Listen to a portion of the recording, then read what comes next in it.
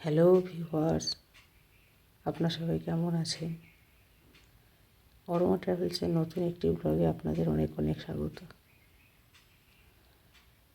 আজ আমি এসেছি অবনীন্দ্রনাথ ঠাকুরের বাগান বাড়ি, যেটা কোন্নগরে অবস্থিত। তো কোন্নগর স্টেশন থেকে 2 কিলোমিটার মতো রাস্তা।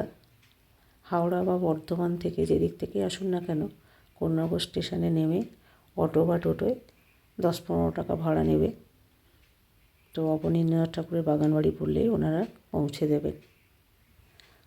তো এই বাগান বাড়ি খোলা থাকে সকাল 10টা থেকে বিকাল 5টা পর্যন্ত। ছুটির দিনে 10 মিনিট বেশি হয়তো অনেক সময় দেয় ভিড় থাকলে। তো সকাল 10টা থেকে 5টা পর্যন্তই খোলা। আর এখানে প্রবেশ মূল্য হচ্ছে 10 টাকা, খুবই সামান্য। আর এখানে এলে দেখতেই পাবেন, মনে হবে যেন শান্তিনিকেতনে এসে পড়েছি।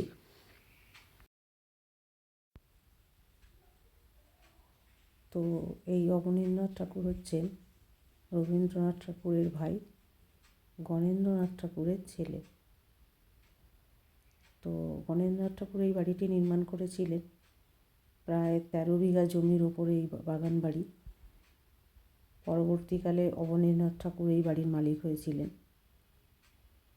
তো অবনীন্দ্রনাথ ঠাকুর হচ্ছেন একাধারে চিত্রশিল্পী ও শিশু সাহিত্যিক।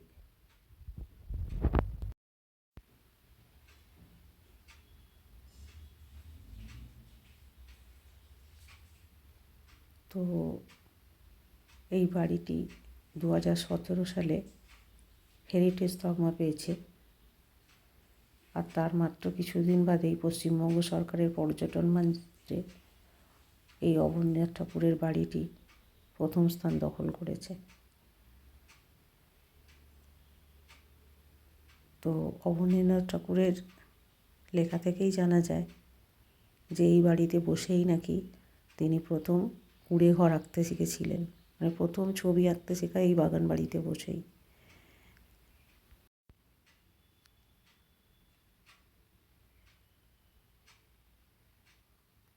তো এখানে এখন বাচ্চাদের জন্য অনেক খেলার ব্যবস্থাও করে দিয়েছে, যাতে বাচ্চারাও বিরক্ত না করে। বাচ্চারা তো মা বাবার সঙ্গে আসবেই, তো তারা যাতে বিরক্ত না করে এখানে অনেক খেলার ব্যবস্থা বাচ্চাদের করে দেওয়া হয়েছে। এই হচ্ছে বাড়ির পিছন দিকটা। পিছন দিকটা ঠিক না, এটা সাইডটা। বাড়ির পিছন দিক থেকে দেখাবো একটু।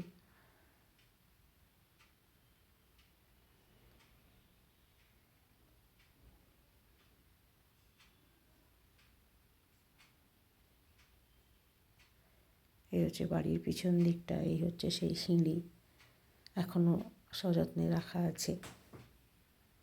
তো এখন কোন্নগর পৌরসভা এই দেখভালের দায়িত্ব নিয়েছে এই বাড়িটি।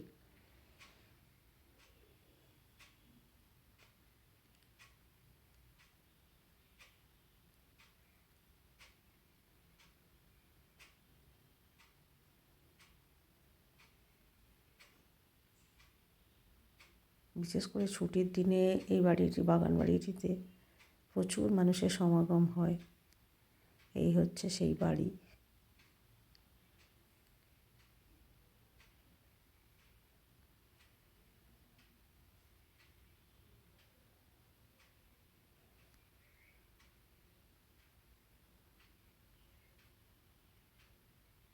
চলুন বাড়ির ভিতরটাতে কী আছে একটু দেখা যাক।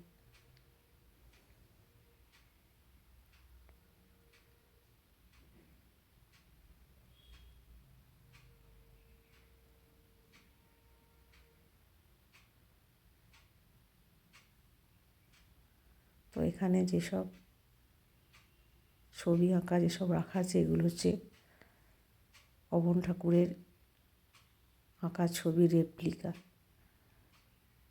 তো ওনার সেই বিখ্যাত ছবি দেখাবো, ভারত মাতা।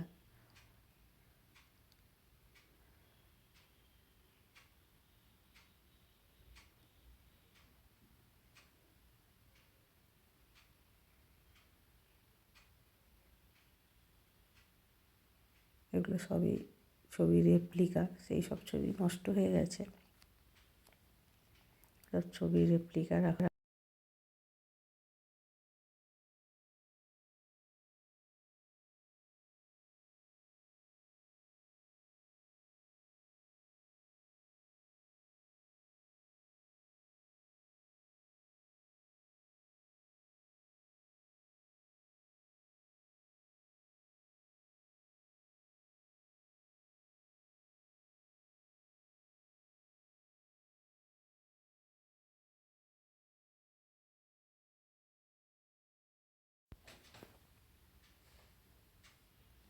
এই হচ্ছে সেই বিখ্যাত চিত্র ভারত মাতা।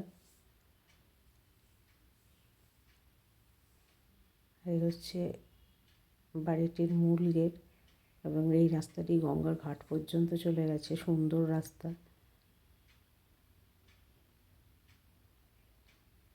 তো গাছপালায় ভর্তি এখানে।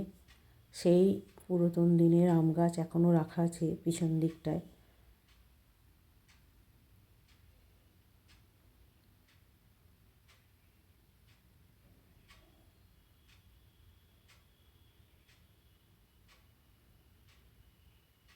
তো এই যে রাস্তাটি একদম গঙ্গার ধার পর্যন্ত, ঘাট পর্যন্ত, একদম গঙ্গার ঘাট এখার সঙ্গেই। ওপারে হচ্ছে পানিহাটি।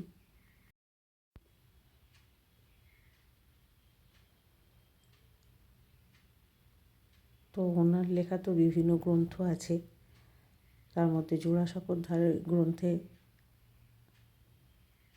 উনি লিখেছেন যে এই বাগান বাড়িতে তিনি কি সুন্দর দিন কাটাতেন এবং এই বাগান বাড়িতে বসেই তিনি প্রথম ছবি আঁকতে শেখেন, কুঁড়ে ঘর আঁকতে শেখেন প্রথম।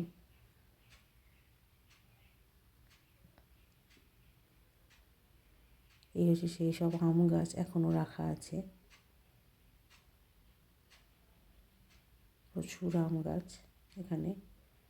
এত বিশাল বিশাল আম গাছ দেখে বিশ্বাসই হবে না, এত মোটা মোটা গুঁড়ি।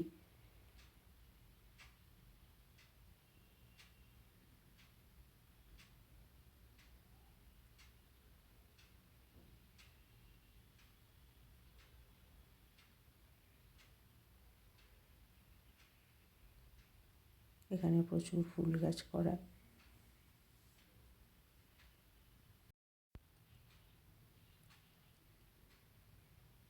তো এখানে আসলে সত্যি মনটা ভালো হয়ে যায়। তো গঙ্গার ধারে কিছু বসার ব্যবস্থাও আছে। এত ফুল ফলের গাছ।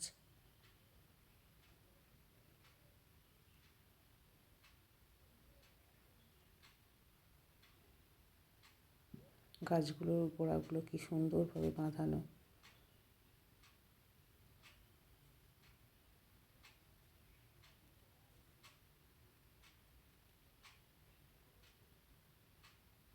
একেবারেই মনে হবে যেন শান্তিনিকেতন।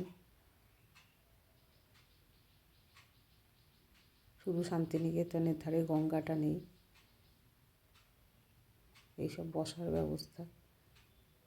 ওই দূরে বাড়িটাতে ওখানে আছে পবন ঠাকুরের আবক্ষ মূর্তি, যেটা প্রথমেই দেখানো আছে।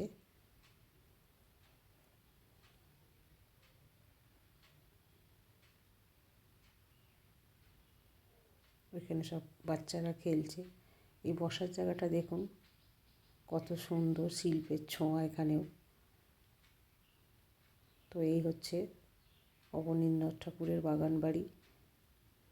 আপনারা আশপাশ।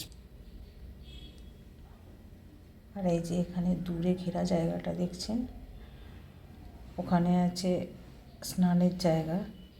ঠাকুরবাড়ির সবাই এখানেই স্নান করতেন।